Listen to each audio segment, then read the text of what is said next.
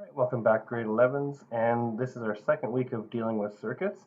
And today we're going to be talking about something called Ohm's law, which is essentially the law that relates the ideas of voltage or potential difference, as well as resistance and current.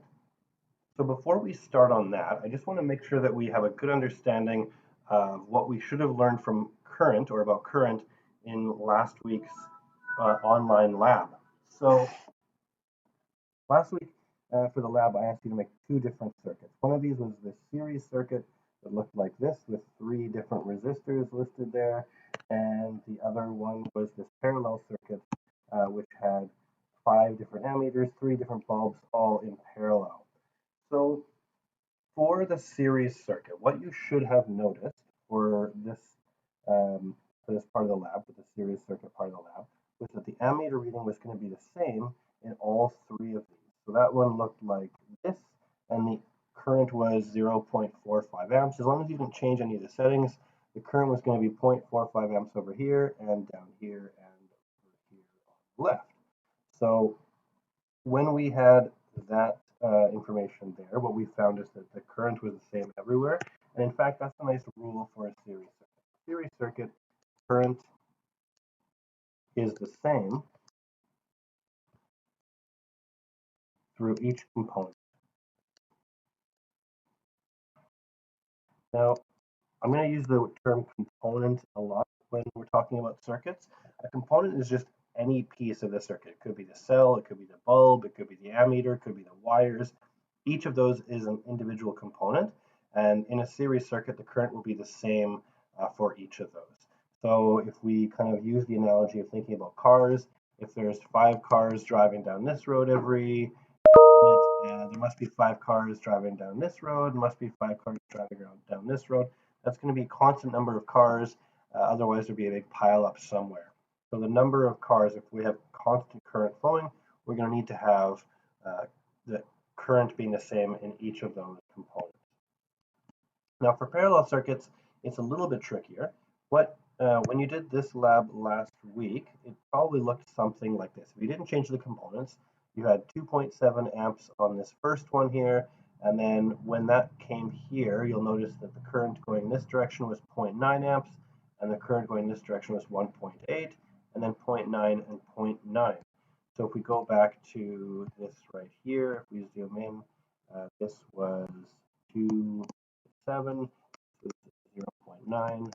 1.8, 0.9, and 0.9. So obviously it's not the same everywhere, right? We can see here that there's 2.7 here, and then there's 0.9 and 1.8 going in these two directions. So what do you notice about the 0.9, 1.8, and 2.7? Well, hopefully what you noticed when you did the lab last week is that these two numbers here, 0.9 and 1.8, these are going to equal the 2.7. So the amount of current going down through ammeter 1 over here is going to be the same as the current going through ammeter 2, and I think this was called ammeter 5 on the lab. But either way, this is what the currents would be. And so we want to summarize that. In the next week, we're going to learn about something called Kirchhoff's law, and that's going to give us a bit shorter or more succinct or more to the point way of describing it. But essentially, we can think of it this way. Total current, so the total amount of current flowing around this circuit is 2.7 amps. Total current is constant. Charges don't just disappear into thin air. The total current is constant, but can be split between different paths.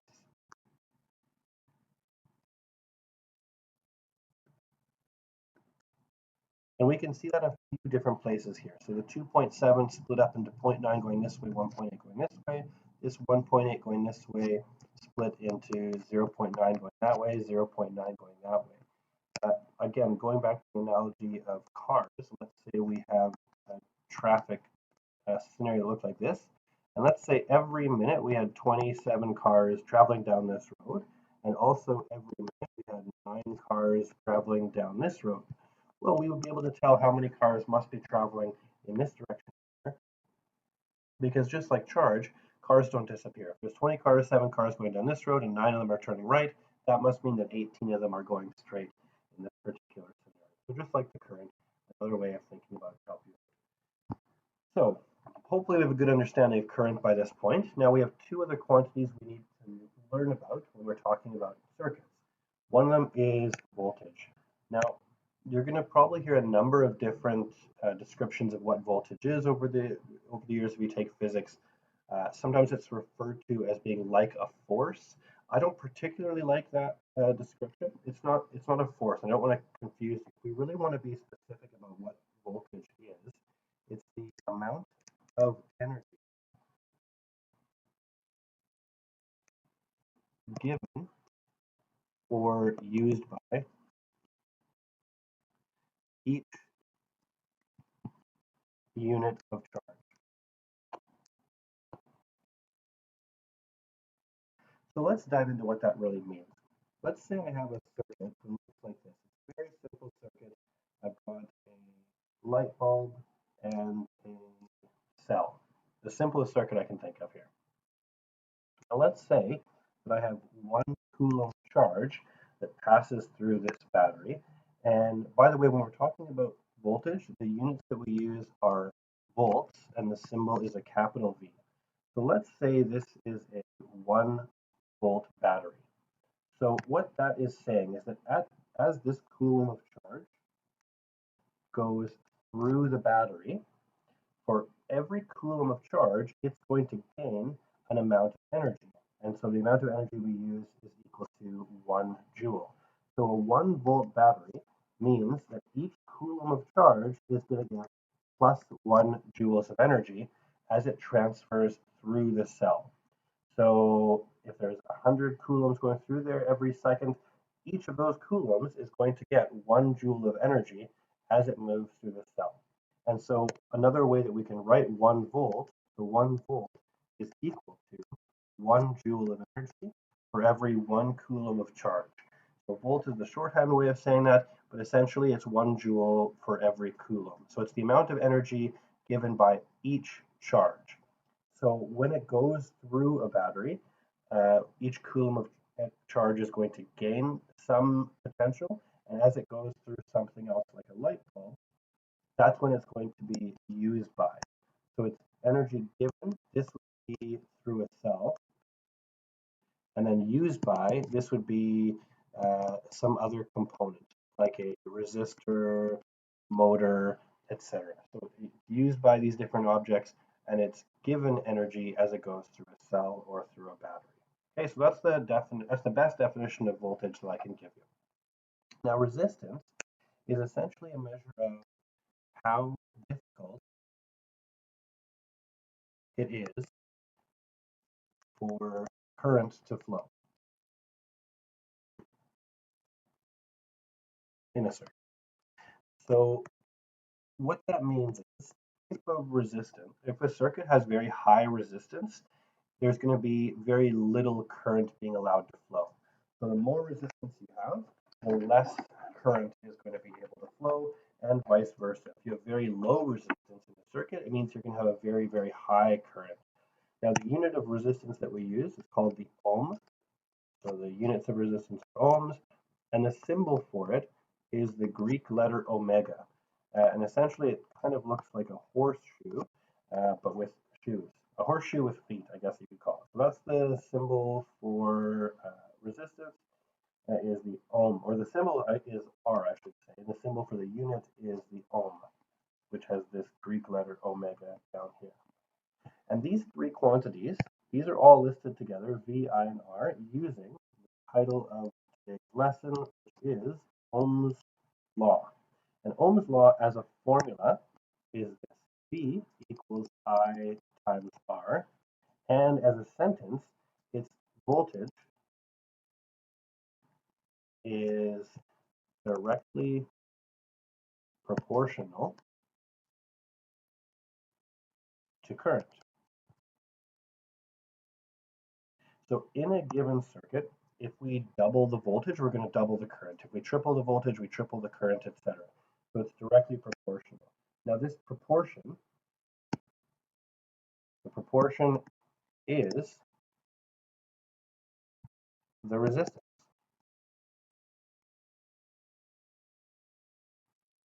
So then when we talk about the voltage being directly proportional to the current, the proportion itself, that is our measurement of resistance. So yeah, if we look at this formula here, that's kind of saying it all. That's what we need to know. Now, this is only true for ohmic conductors. An ohmic conductor is a device that follows Ohm's law. So an example of that would be a resistor. So resistors are designed to have a fairly constant resistance regardless of what the voltage is. Now other devices, so non-ohmic, obviously doesn't follow Ohm's law. An example of that is a light. So as we double the voltage in a light bulb, for example, well, that light bulb is going to end up getting a lot hotter. And because it gets hotter, it's going to have more resistance. So the electrons are bouncing around a lot more, makes it more difficult for current to flow through that conductor. And so even though we've doubled the voltage, we won't get double the current out of it. And in fact, the more you increase the voltage, the less current you're going to get added each time. So this is an example of a non-ohmic conductor. A resistor is an ohmic conductor. A resistor should, if it's built well, always follow this proportion. If we have 20 times as much voltage, we should have 20 times as much current. That's what an ohmic conductor would do. Now, for our calculations, we can always assume that what we're dealing with are going to be ohmic conductors. But in the real world, not everything is like that. So just to let you know, this Ohm's law is a law that deals with ideal things in a circuit. It doesn't always work that way in the real world. Okay, so let's try a few different examples. I've got 3 different examples here. First one is written as a written question. You have the information given in the question. The next 2, they have their information in a picture. So you need to be able to look at both of these types of questions and be able to answer them. So please pause the video at this point here. And once you've paused it, try answering the questions. And once you've answered them, restart the video and we'll go from there.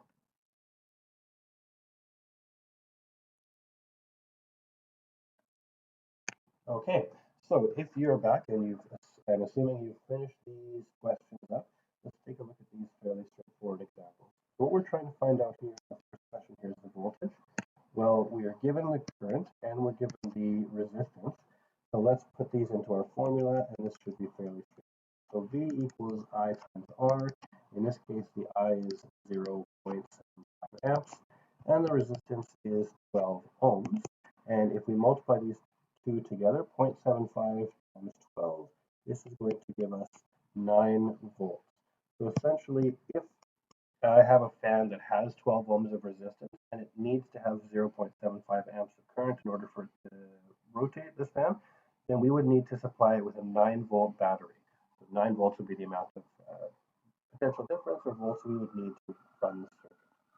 Now for this question here, the information is given to you in the picture, so we just need to figure out what that is. In this case here, the 6 volts, that is going to refer to our voltage, and the 12 ohms, that is referring to our resistance. And so if we use our formula, our Ohm's law formula, V equals I times R, therefore I equals V divided by R, I equal 6 divided by 12, which is 0.5 amps. So that's how much current would flow in this question here. For this question here, we're given the voltage, which is 6 volts, and we're given the current, which is 0.3 amps, and we're trying to find out what our resistance is. Well, if V equals I times R, then that means that R equals V divided by I. In this case here, the resistance is going to be 6 divided by 0.3, and 6 divided by 0.3 is going to give us 20. Yeah, 20 it is. 6 divided by 0.3 is going to be 20 ohms. That's the resistance of this resistor here. 20 ohm resistor. Okay, so when we are measuring this, because I'm just going to give you some information because you will have a practical as your assignment for the week.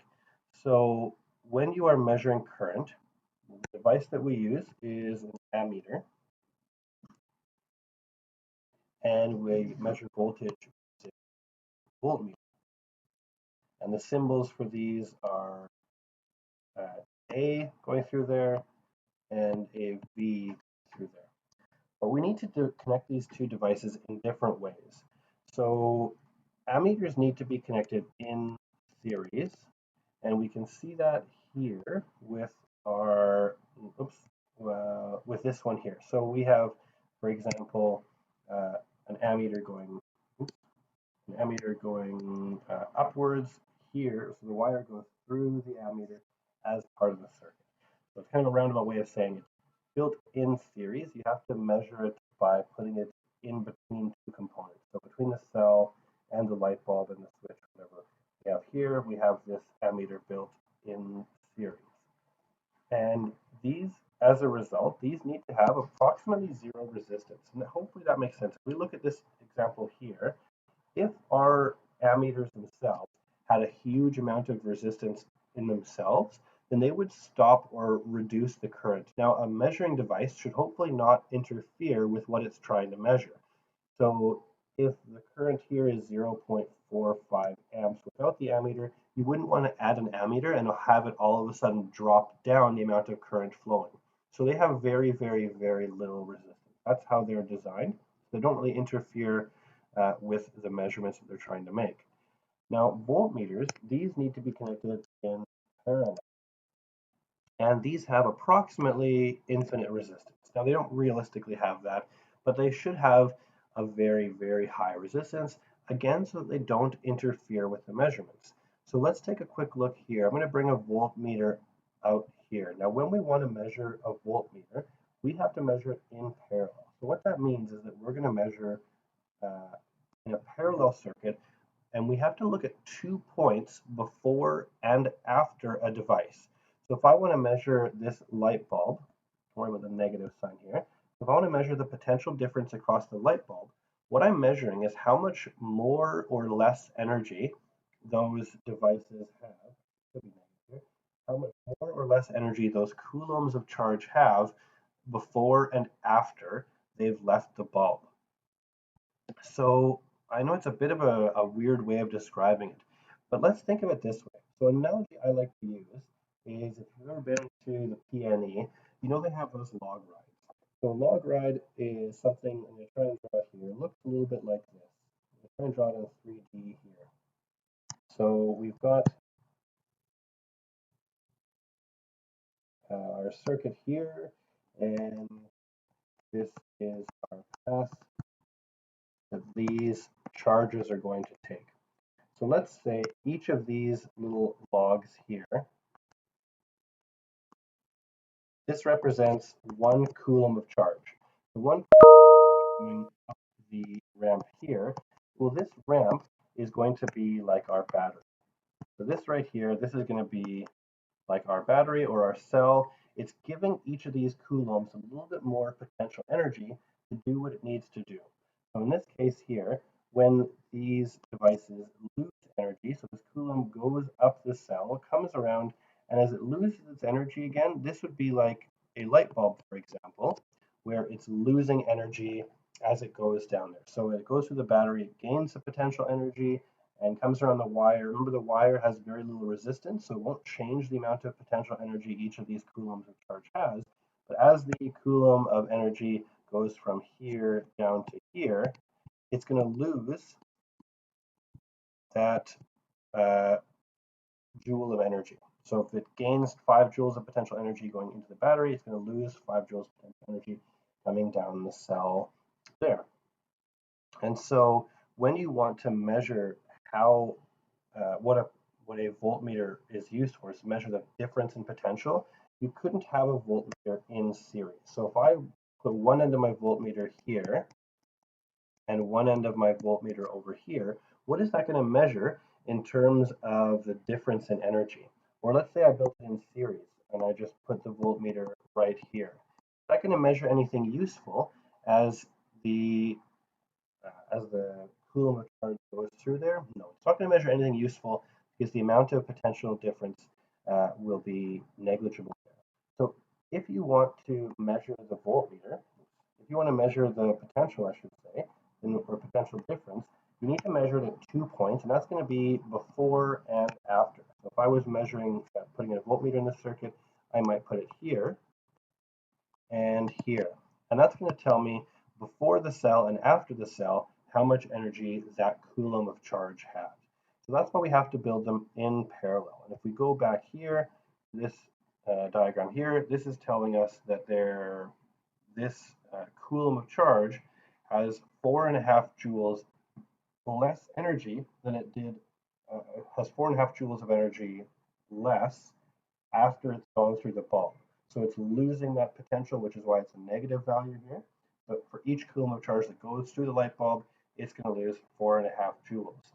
Now, if I were to measure it across two components, let's say not just one light bulb, but I want to measure how much it lost across both light bulbs, well, that would be 9 volts in this case here. So each coulomb of charge, as it goes through these two bulbs, is going to lose a total of 9 joules of energy per coulomb, or another way of saying that, it loses 4.5 volts. The potential difference is 4.5 volts. Every coulomb is going to lose 4.5 joules of energy as it passes through the bulb there.